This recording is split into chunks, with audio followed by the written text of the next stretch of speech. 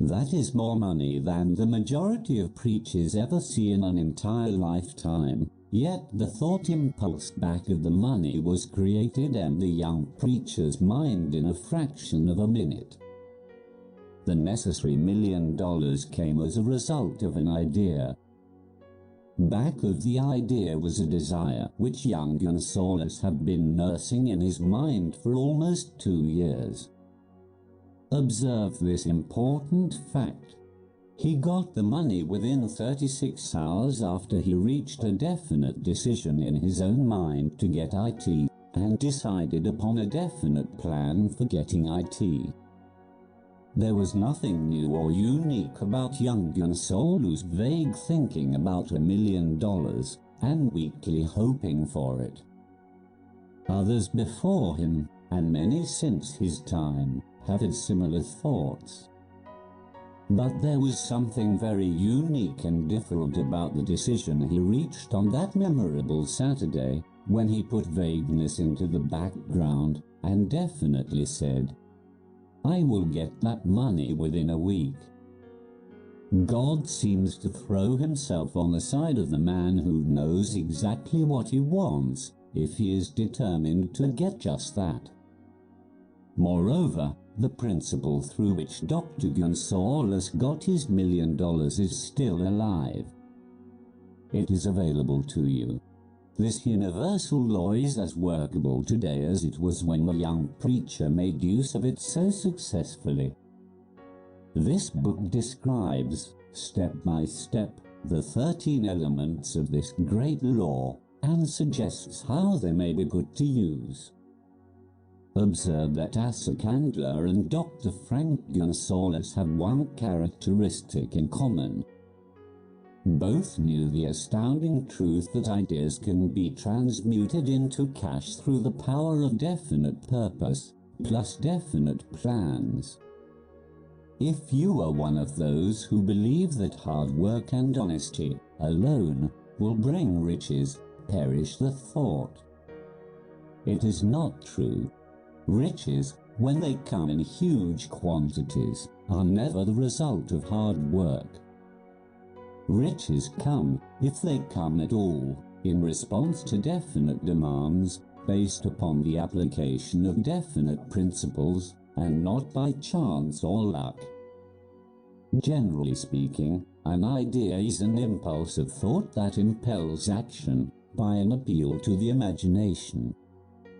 All master salesmen know that ideas can be sold where merchandise cannot. Ordinary salesmen do not know this, that is why they are ordinary.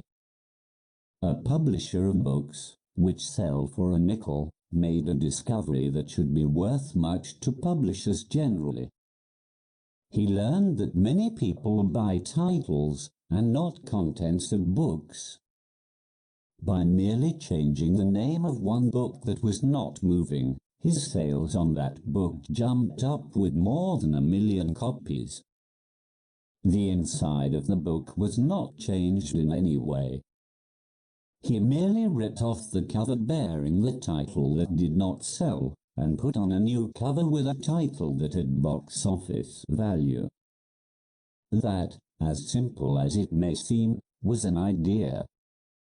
It was imagination. There is no standard price on ideas. The creator of ideas makes his own price, and, if he is smart, gets it. The moving picture industry created a whole flock of millionaires. Most of them were men who couldn't create ideas, but they had the imagination to recognize ideas when they saw them. The next flock of millionaires will grow out of the radio business, which is new and not overburdened with men of keen imagination. The money will be made by those who discover or create new and more meritorious radio programs and have the imagination to recognize merit and to give the radio listeners a chance to profit by it. The sponsor, that unfortunate victim who now pays the cost of all radio entertainment, soon will become idea conscious and demand something for his money. The man who beats the sponsor to the draw and supplies programs that render useful service is the man who will become rich in this new industry. Crooners and light chatter artists who now pollute the air with wisecracks and silly giggles will go the way of all light timbers, and their places will be taken by real artists who interpret carefully planned programs which have been designed to service the minds of men as well as provide entertainment. Here is a wide open field of opportunity screaming its protest at the way it is being butchered because of lack of imagination and begging for rescue at any price. Above all, the thing that radio needs is new ideas.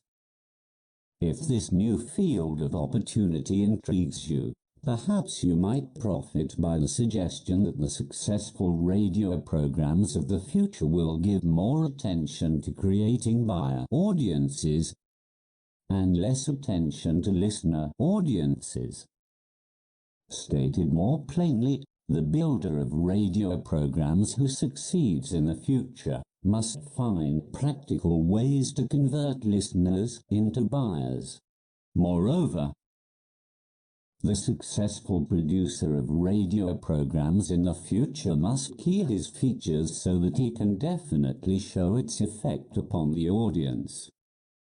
Sponsors are becoming a bit weary of buying glib-selling talks based upon statements grabbed out of thin air. They want, and in the future will demand, indisputable proof that the Who Was It program not only gives millions of people the silliest giggle ever, but that the silly giggler can sell merchandise. Another thing that might as well be understood by those who contemplate entering this new field of opportunity. Radio advertising is going to be handled by an entirely new group of advertising experts, separate and distinct from the old-time newspaper and magazine advertising agency men. The old-timers in the advertising game cannot read the modern radio scripts because they have been schooled to see ideas. The new radio technique demands men who can interpret ideas from a written manuscript in terms of sound. It cost the author a year of hard labor and many thousands of dollars to learn this. Radio, right now, is about where the moving pictures were when Mary Pickford and her curls first appeared on the screen. There is plenty of room in radio for those who can produce or recognize ideas. If the foregoing comment on the opportunities of radio has not started your idea factory to work, you had better forget it. Your opportunity is in some other field. If the comment intrigued you in the slightest degree, then go further into it, and you may find the one idea you need to round out your career. Never let it discourage you if you have no experience in radio. Andrew Carnegie knew very little about making steel. I have Carnegie's own word for this, but he made practical use of two of the principles described in this book, and made the steel business yield him a fortune. The story of practically every great fortune starts with the day when a creator of ideas and a seller of ideas got together and worked in harmony. Carnegie surrounded himself with men who could do all that he could not do. Men who created ideas, and men who put ideas into operation, and made himself and the others fabulously rich. Millions of people go through life hoping for favorable breaks. Perhaps a favorable break can get one an opportunity, but the safest plan is not to depend upon luck.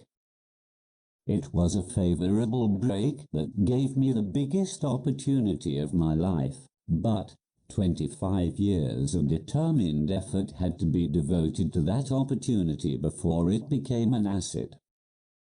The break consisted of my good fortune in meeting and gaining the cooperation of Andrew Carnegie. On that occasion, Carnegie planted in my mind the idea of organizing the principles of achievement into a philosophy of success. Thousands of people have profited by the discoveries made in the 25 years of research, and several fortunes have been accumulated through the application of the philosophy. The beginning was simple. It was an idea which anyone might have developed. The favorable break came through Carnegie, but what about the determination, definiteness of purpose, and the desire to attain the goal, and the persistent effort of 25 years? It was no ordinary desire that survived disappointment, discouragement, temporary defeat, criticism, and the constant reminding of waste of time. It was a burning desire, an obsession.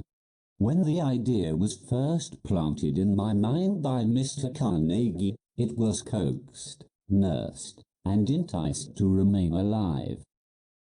Gradually, the idea became a giant under its own power, and it coaxed, nursed, and drove me. Ideas are like that. First you give life and action and guidance to ideas. Then they take on power of their own and sweep aside all opposition. Ideas are intangible forces, but they have more power than the physical brains that give birth to them. They have the power to live on after the brain that creates them has returned to dust. For example, take the power of Christianity. That began with a simple idea born in the brain of Christ.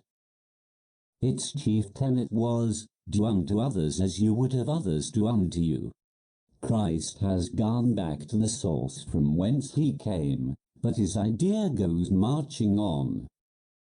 Someday it may grow up and come into its own. Then it will have fulfilled Christ's deepest desire. The idea has been developing only 2,000 years. Give it time. Success requires no explanations. Failure permits no alibis.